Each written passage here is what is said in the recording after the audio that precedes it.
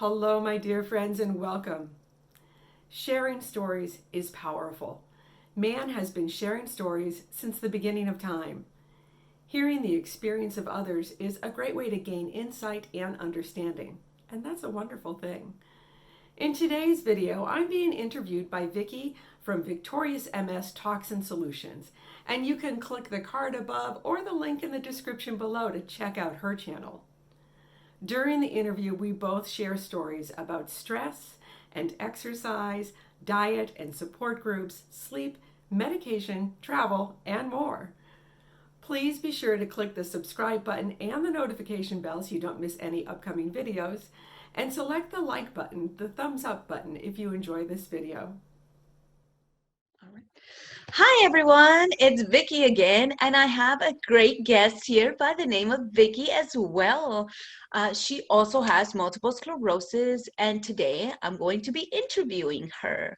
Hello, Miss Vicky. How are you doing today? I'm great, Miss Vicky. How are you today? Pretty good, pretty good. Woke up to a sunny morning, but I'm doing great for the most part. And so I just wanted to talk to you about how you're managing your multiple sclerosis symptoms and how long ago were you diagnosed to begin with? I am managing my MS symptoms with a combination of diet, lifestyle, and medication. I'm following the Overcoming MS program, and it was developed by Dr. George Jelinek in Australia, who also has MS. And it was built on the foundations of Dr. Roy Swank and the research that he did. I was diagnosed in 2017. But my first discernible symptoms were about 12 years before that. And I wasn't diagnosed at that time, but it did get my attention. And I started living a little bit healthier. I gravitated towards a more vegetarian diet. I started doing meditation. I started doing yoga. And I went for about 11 years before I had another relapse. Wow. Wow. That sounds like you got it under control. It's awesome. It's so awesome.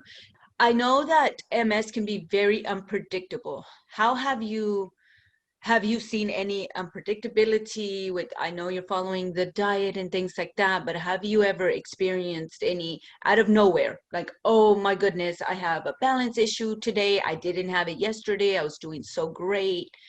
Have you ever experienced any of those issues? Oh, sure. I think we all have, you wake up one morning, you go, wait a minute, where did that symptom come from? Or I've been feeling so good. Why are my symptoms flaring today? I really try to um, track what could possibly cause a flare of symptoms or something new. And a lot of times it has to do with illness or stress or heat or diet. There's so many factors. Maybe I ate something accidentally that I shouldn't have, and my body had a reaction to it. Or maybe I have a slight fever, and therefore my signals aren't getting through the way they should. This past year, 2020, with the pandemic, it's been stressful for us all. So I have had a flare of symptoms. And the way I deal with it when I have a flare of symptoms is to first recognize, it's going to happen. It is an unpredictable disease. We are going to have days where we don't know what the day is going to be like. And just be kind with myself and be gentle with myself. If I'm having a high fatigue day, I need to recognize that and not try to push through it, but do take care of myself. And if I'm having muscle spasms that are interfering with my daily activities, I need to recognize that and say, okay, maybe today I need to take some baclofen. All right, that sounds amazing. I also know that this can be very stressful, like you stated. So what do you do to minimize stress that can? I try to minimize stress. I have not mastered it yet. I do a daily meditation practice. I try to meditate every morning for at least 20 minutes. I also make sure that I get plenty of rest. Sleep is really important to me. If I'm not sleeping well, that's going to compound the stress. I make sure that I'm exercising well, make sure I'm getting those good endorphins, those good stress, good exercise hormones, and I eat a good diet. I make sure that my social life, my family, my friends, my church life, I, pay attention to that to make sure I can keep my stress levels down. And how do you feel, what is your support group like? Do you have a great support group? Because I know sometimes like MSers sometimes struggle with good support groups. Sometimes they do have some great support groups. Like for myself, I have a great support group, but sometimes I still end up feeling alone and just out of nowhere. Yeah, like you said, we all have our own support groups, and I think it's really important to cultivate those. My family has been incredibly supportive, and I lean on them a lot, especially my dear husband. And I have a tribe of friends, and I make sure that I stay in close contact with them, and they always lift my spirits, and they're there to, shoulder for me to cry on when I need it. I make sure that I have a group of MS buddies that I keep in contact with. I have online support groups I'm part of, and I also am an OMS ambassador. I am the leader of an OMS support group, and we meet monthly. We've been meeting on Zoom recently, and we always have a discussion topic, and everybody throws in their advice and their opinions, and we can learn a lot from each other. And I think my spiritual group, my church group is very important to me. How about you? What kind of groups do you have? The same friends. I call them. I'm like, hey, are you guys ready? Because I have something to tell you, or I have to vent, or I have to, just let it out. And they're there for me. My husband, my son, they're always like, okay, I know you're having a hard day, or I know you're having, something's going on. So, that how can I help, or what can I do? Things like that. So they're very supportive on that. But yeah, that's actually how I cope with it. I go for a run, a jog, a walk, or something whenever I can't, I just can't think right or can't process things correctly. I'll just go. I'll start walking, and there's nice little trails around here, so there's water, and I love to see the ducks and things like that. Just kind of get my mind off of the stressful situation that was going on. But if I'm having like a spasm, like a little spasm on my leg, on my foot, that kind of alarms me. So I'm just like, oh my God, like I don't want it to get worse, so then I'll relax, I'll soak my feet, I'll meditate, I'll pray. Prayer meditation has really, really helped me. Kind of like, I know you were stating your, prayer and your church group and things like that. My church group is really awesome too. They used to meet every Tuesday. I stay in contact with God all the time, and I'm always praying. And so that really, really helps me. Have you ever had any vision issues? I've been lucky. I have not had optic neuritis. My symptoms are primarily sensory, and I have numbness on my left side, and I have some pain that's associated with that when I exercise. I have fatigue and muscle spasms and cog fog, and sometimes I just don't sleep because of the spasms. Well, okay, sleep. Another good topic. What do you do for sleep? Because sleep, that's what I fight with all the time. Like I'm always thinking of new ways or figuring out new ways of trying to be able to get a good night's rest. Have you figured out your sleep number? For me, it's 6 hours. If I get 6 hours, I'm good. Yeah, And I try to get between 7 and 8 hours a night. I keep a consistent bedtime, and I try to have good sleep hygiene habits. I try to keep the room cool and keep it dark. No screens in the bedroom, no phones, no TVs. I try to make sure I don't drink wine too close to dinner. I'm at that age where I'm going through menopause, so sometimes hot flashes interfere with my sleep. So I'm working with my doctors to try to alleviate some of those symptoms.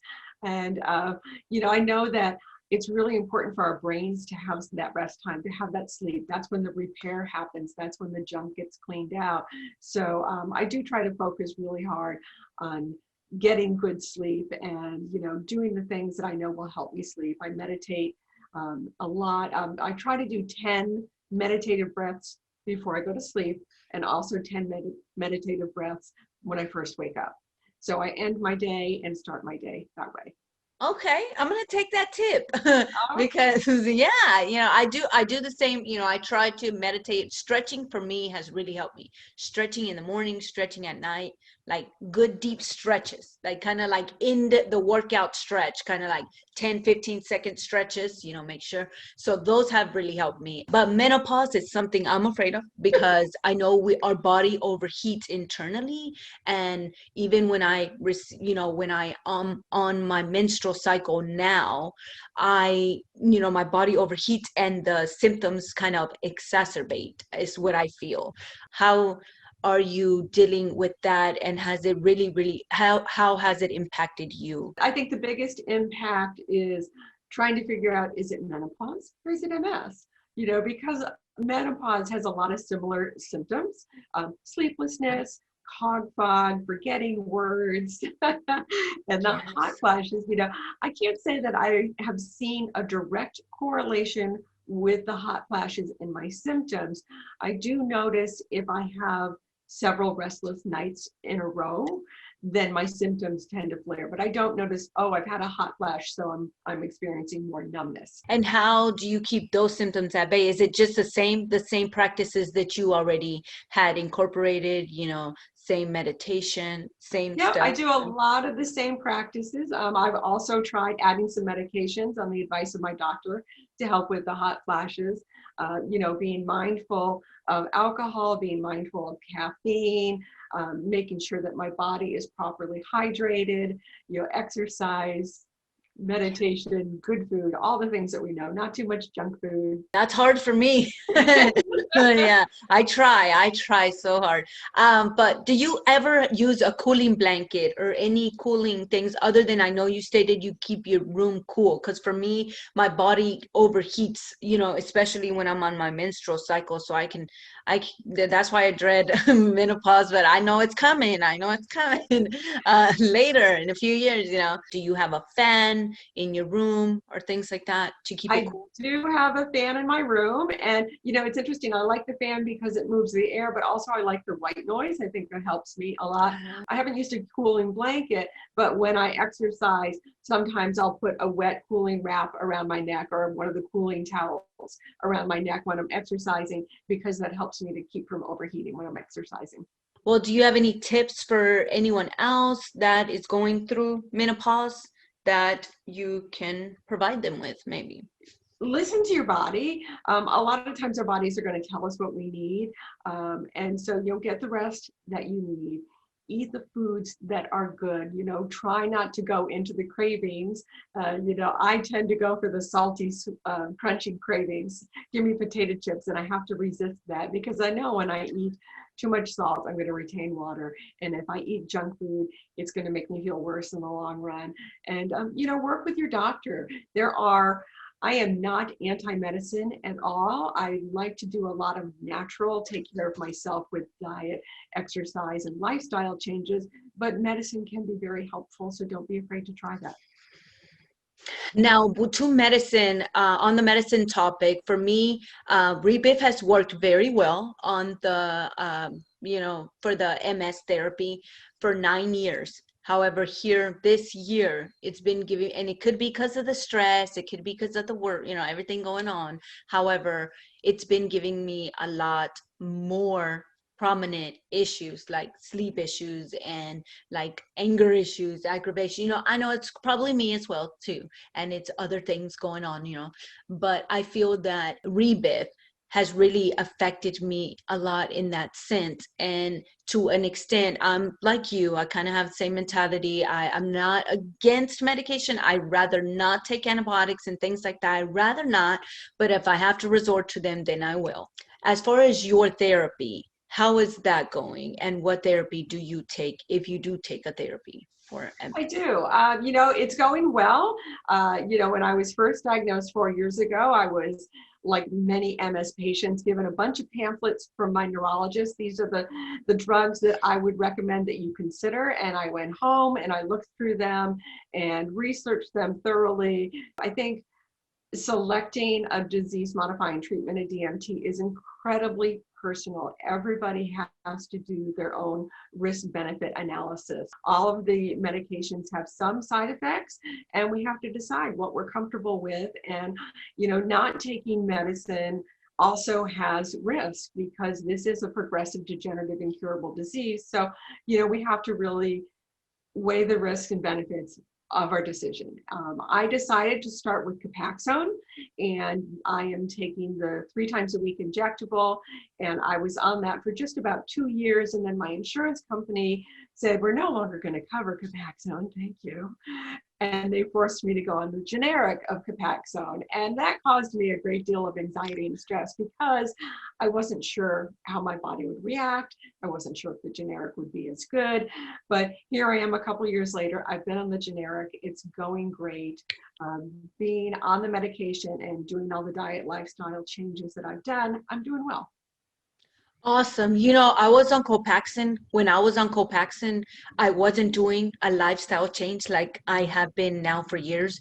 And so it worked for about 5 years, and then it started not working. So when it started, it stopped working. My doctor, this is when all of the pills and everything was coming out. And I was so afraid of that because I didn't know the entire, the complete symptoms or the side effects and they were still in trials, that they were still doing trials on the pills and things like that, and infusions. And but either way, I kind of talked with my neurologist, and we were going back and forth, and she was like, we're just gonna have to get you off of these DMTs because they're not working for you, and so we got to get you on something else. And I was like, let's just try this one last time, please. And so she was like, okay. So it was Rebif. So now I've been on Rebif for 9 years. Nice. But at that time I was like, you know what, I have to get it together. I need to change some things that I do, like eating what I eat, because I really was not paying attention. I was acting like I was, I didn't have to pay attention to that. And, MS was just going to not bother me because I wasn't thinking about it. And that was not the case. Right. So, but yes, as far as, back to the therapy, but just very quickly, what symptoms do you have from the medication that you can think of, if any? So for me, the side effects of my injections is injection site reactions. So what I get is a hot red welt where I inject it, and it usually lasts about 15 minutes. And then it subsides, and I have maybe a sore spot there.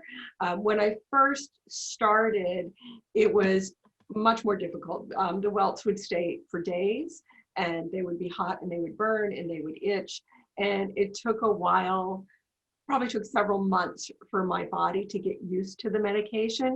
But like I said, now hardly any reaction, maybe 15 minutes, and then it subsides. So it's not too bad at all.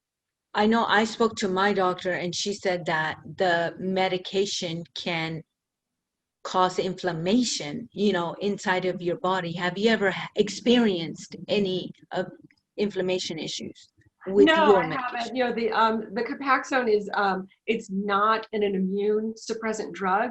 It is a synthetic protein, and so the way they think that it works is this synthetic protein looks a lot like myelin, the covering on our nerves that's being attacked by our immune system. And by showing our body this synthetic protein 3 times a week, it's to help the body go, oh, yeah, I've seen that before. That's okay. It's been here. It should be here. I don't need to attack that. So it doesn't change my immune system at all. So I don't have any of the inflammation associated with that. Okay. How about you? All right. Do you Well, I'm also? glad to hear that. Yes, I have. And recently I've been experiencing more of that, Mhm. And so for me, if I don't take like an Advil or something after, like it's called well, they call it a pre-medication, like Mhm. pre-medicate before your medication. Yeah. So I call it post-medicate because I always do it after, Yeah. right after. So what my doctor informed me, because I was having a lot of problems with that, because the medication that I was post medicating with was just not effective in the morning. like it was effective at night, but not in the morning because I take my, my injection. I'll inject in the evening time, usually, in the afternoons. So then by the time bedtime comes, my mind's wide awake. So if I don't take a medication to try to help me sleep, then I won't sleep. And I will have a huge headache in the morning, huge, like hangover headache, like huge headache. And so that's really my main thing, so but other than that, I've been pretty good, here recently because it was getting so overwhelming. But like I stated, I decreased my stress levels and things like that, and then I'm okay now. But Good. but a few months ago, I did think of getting, finding new avenues as far as medication and therapy, only because, the side effects were so much. And I was Yeah. like, oh my God, but it wasn't just that, it was just a combination of things. And so I decreased all the other stresses and things like that. And so I'm okay again, Stress is So, amazing. When we're under stress, our body produces cortisol, and cortisol is great if you're being chased by a bear or you have an immediate threat. But if we have this low level of cortisol that's going through our systems all the time, it can cause inflammation, and this long-term inflammation can be really bad for us. I suspect that a lot of patients with immune disorders this past year during the pandemic have had a surge in symptoms and have had some issues with their chronic illness because of the cortisol. okay, my last topic would be travel. How do you travel? Like, do you prepare like extra? Because I know we all kind of probably have to, but either way, what do you do? For me, the biggest part of travel is to ensure that I have healthy foods to eat. I always pack snacks that are compliant with the OMS program diet recommendations. And when I'm going to restaurants, I do have to ask for special meals and just ensure that I'm feeding my body and taking care of myself. Yeah, I agree. For me, the most common issue with travel for me would be like preparing myself. I Yep. have urinary problems at times, I do, ladies, I know guys, I'm sorry, this is TMI, but I try to improve my urinary issues with Kegels, Yeah. exercises, things like that. A lot of water, good fluids, coconut water, hibiscus, tea without sugar, and then just plain water, lemon water, things like that. Yeah. Um, And when we travel, we have to know where all the ladies' rooms are. yes, all the restroom. Where's the restroom, right? Yes. Other than that, yeah, travel is pretty good for me too. But Yeah. Oh, yeah. and I also, I just recently started using trekking poles when I'm walking. I don't necessarily need them when I'm walking on a flat, hard surface, but if I'm going to be on trails or if I'm going to be going long distances, I do bring my trekking poles. They add that little extra sense of security and balance, and they take the pressure off your knees and hips. So I do bring my trekking poles. Okay. But for the most part, when you're walking regularly, you're fine. Yeah. You're okay. Okay, but you do just for stability, you take Mhm. your pose. Okay.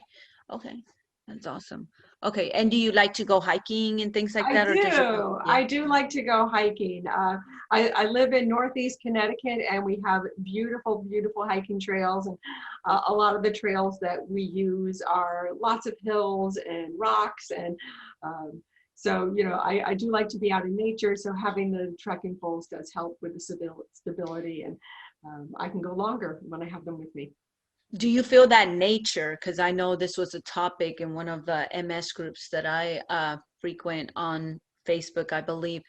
Do you believe that nature adds to that euphoric, like to that meditation, to that improvement? Like, do you believe that nature adds to that? Absolutely, 100%. I think getting out in nature, doing meditative walks in nature, being in the woods, being in the sunshine, we have to have our vitamin D stay level or stay high. So being out in the sunshine to help our bodies produce its own vitamin D. I read a study recently also about a bacteria that is in the soil, and especially in the woods where there's decomposing leaves and there's loam underneath. And when we walk on this, it releases this bacteria, which we inhale, which increases our feel-good hormones.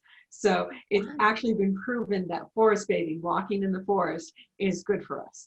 Wow, I didn't Yeah. know that. That's Yeah. awesome. Thank you for that great information. Wow, I'm gonna go for more walks. Yeah. Okay. Well, is there any closing remarks that you had for our Uh, viewers? you know, for anyone who's newly diagnosed or struggling with their diagnosis, I think that the biggest piece of advice I would give is be gentle and kind with yourself. Really take care of yourself and look at your own diet and lifestyle habits and things that you can improve. And don't be afraid to go to your doctor and say, hey, I need some extra help. I need medication, I need physical therapy, I need cognitive therapy. Treat yourself kindly. And also, Vicky, thank you so much for inviting me. It was my pleasure to be here today and to speak with you and to get to know you. This was really fun. Honestly, it was oh my God, I'm so glad that you accepted. And I was like, yes. But thank you, Miss Vicky. You were great. You have a lot of information. So I hope that I'm able to talk to you again. I love talking to you. And I know that our viewers are going to be able to get off today with some great tips and information that you had for us. And thank you very much for your time. Oh, thank you.